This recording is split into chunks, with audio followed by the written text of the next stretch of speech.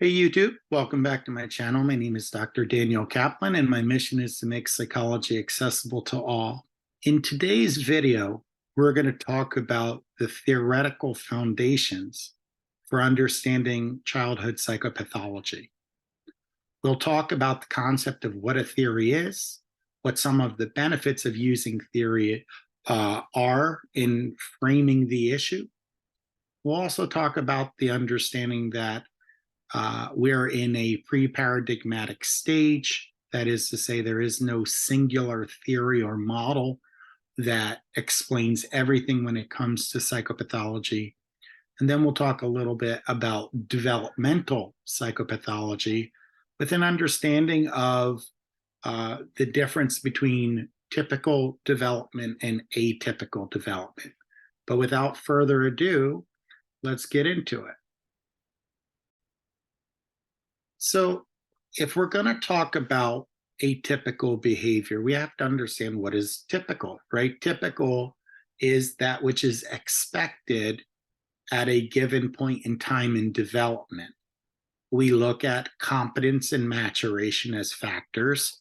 So atypical behavior, we're going to be focusing on whether the child is adapting properly to their environment, whether they're hitting their developmental milestones, and trying to understand some of the problems that might lead to poor adaptation and slower development. So what is a typical behavior require? Well, atypical behavior studies require an understanding of development and individual events that could impact a child's life. For example, if I were interested in speech and language development, I could expect that a child is going to say their first word roughly at about 1 year. And if I were looking at motor development, I can expect a child to be crawling at about 6 months, cruising at about 8 to 10 months, and then taking their first step also at 1 year. So we're going to be mindful of all of the domains of development, whether it be physical, cognitive, linguistic, social, and emotional, and seeing where the child is on that spectrum. We're also going to keep an eye out for adverse childhood events, traumatic experiences that the child may have been exposed to that could shape their development or stunt their growth. Something like a civil war. If a child is born in a country that is feuding and they're raised in this country during a civil war, those traumatic experiences, the imagery, could affect the healthy development of the child. Now, I did say studying typical development informs our theories of atypical development. We must understand what is normal to appreciate deviations from the norm. And that's why I gave examples of speech and language development, motor development, and as I said, we could do it for all of the domains of development. So we also have a framework. Well, if you were to ask theoretical foundations, well, what is a theory? A theory is a shared set of principles that are used to describe and predict or explain a phenomenon. I like to say good theories are provocative and good theories say a lot with a few words. And when we understand a theory, it allows us to communicate the existing knowledge based on that paradigm effectively. So if I were to say something like the theory of evolution, we understand what that means. There are a set of assumptions or principles that when we use that language, people know we're talking about. So when it comes to mental health concerns, and you're saying, well, what causes mental illness? We have the study of causes, which is referred to as etiology. Etiology is the study of causes or the origins of childhood disorders. Now, if you go to an earlier video, I discussed that we have the concept of equifinality, which is the principle that there are many beginning experiences that could lead to a common outcome. So we have to understand that there's no singular cause. So we study all of them, and we're going to look for biological factors, psychological factors, social factors. We're going to look within the family, the community. We're going to look in the school system. We're going to pay attention to one's emotion regulation and so forth. All of these factors come together. We also have to understand from a biological point of view, or behavioral neuroscience, there's a principle called epigenetics or epigenesis. And this is the study of how our genes and our environment interplay with one another. And it is possible for our genes to impact our environment, and it is also possible for our environment to impact our gene expression. So we'll talk about that in another video when we discuss genetics. But it's bidirectional. That's the beautiful thing about epigenesis. Let's talk about development. Development, in principle, are the study of changes across the lifespan. Now, changes could be both positive or maladaptive, and development can come in a physical, cognitive, socio-emotional angle. And from a developmental psychopathology perspective, we understand that atypical development is multiply determined. So we have to look beyond just the expression of symptoms that are happening now. And we have to pay attention to developmental pathways and models that explain what's happening.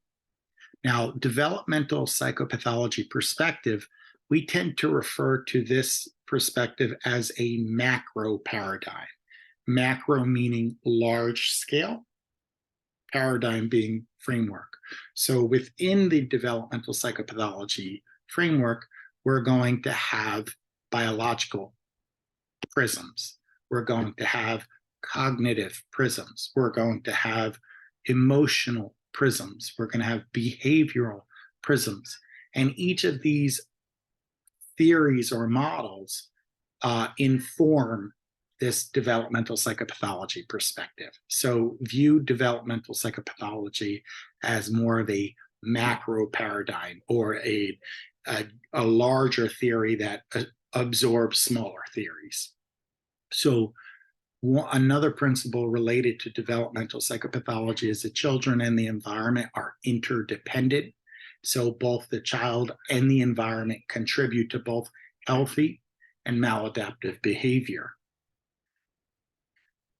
Atypical development involves both continuities and discontinuities. Continuity is a smooth, gradual developmental change. It usually is quantitative, you can measure it, and it is sequential, starting basic and becoming more complex through time. And if you follow the development, it early behavior predicts future behavior. So that's important. So for the best example I can give you of that is a tree. You plant a tree, it's a small tree becomes a larger tree and a larger tree and a larger tree. We can predict the tree is going to grow upward and outward with branches, and it's gradual and continuous. Whereas we also have a principle of discontinuity. Discontinuity is where changes are more abrupt, qualitative. So you start one way and you're transformed into something else. In nature, the best example is when a caterpillar becomes a butterfly. And because you are transformed into a different entity, early behavior cannot predict future behavior, pardon me. So when we look at developmental cascades, these are a process by which children's previous interactions and experience spread across systems, and alter other aspects of development. So that's a cascade, kind of like one domino falling, leading to the next, and it's spreading. Now, when we think about theoretical orientation, I said that there's no singular theoretical orientation that explains everything. We require, when we develop a theoretical orientation, a blended theory, right? So if I talk about how I approach psychotherapy, I combine cognitive behavioral therapy with psychodynamic principles, with more humanistic and existential principles, and I put it together. So each model adds value to the other. And people like myself who use a multi-theoretical perspective, you might hear it referred to as eclectic, have a better understanding of what's happening. So with development, we talk about adaptational failure. So what is atypical? It's when a person does not adapt or progress and hit their developmental milestones. So in terms of imaginative play, we expect a preschooler to be able to engage in imaginative play. If not, that could suggest some kind of cognitive delay. So we also look at sensitive periods. Sensitive periods are windows of development where we're supposed to acquire a skill set. And if something happens, it could interfere with our ability to fully acquire that skill. So let's take the case of Jeannie. Jeannie was a child that was born in the 1950s and was basically locked away by her family for roughly 13 years, 12, 13 years. And there was significant domestic violence in the house. There was a lot of intimidation and menacing behavior by the father to the mother. But ultimately, this family decided it was best to lock her away in a room with social isolation. During the daytime hours, she would be chained to a chair and given a bedpan, and they would not speak to her. So roughly in 1970, actually, they discovered her. There was some kind of dispute in the home, and she was discovered, and she was taken to a hospital, and psychologists started to work with her, and they worked with her for roughly 4 years, and ultimately she never acquired language. So when they found her, she was entirely nonverbal. She had basic skills of daily living. There were deficits, so she didn't know how to eat with utensils. She ate with her hand. She had motor delays, so she was very rigid or non-fluid in her movements. And even after working with her for 4 years, psychologists could never get her to the point of mastering language. We say that she acquired something called telegraphic speech, which is speech with 2 to 3 words, not full sentences. And if we were going to provide an age-related norm, she reached the level of roughly a 2-year-old in language development. So sensitive periods are very important because if they close on you, development is going to be hindered. So that is our lecture. I hope you found it meaningful. So we talked about theory or theoretical principles of atypical behavior. We discussed the idea of what a theory is and how we use it. We talked about a theory and a paradigm or model are used oftentimes interchangeably. And then the developmental psychopathology paradigm or perspective is more of a macro paradigm, very broad, large, and it includes some of the smaller theoretical models like the biological, behavior, cognitive, and so forth. So that's today's video. I hope you found it useful. If you did, hit the like button, subscribe, click the notifications tab. Um, YouTube uses that as a way of calculating the value of this video and will extend its reach based on your ratings. So I hope that you, like I said, found it useful, and please do so. Additionally, if you have a question, comment, or any reaction to today's video, please, please, please put it in the comment section below.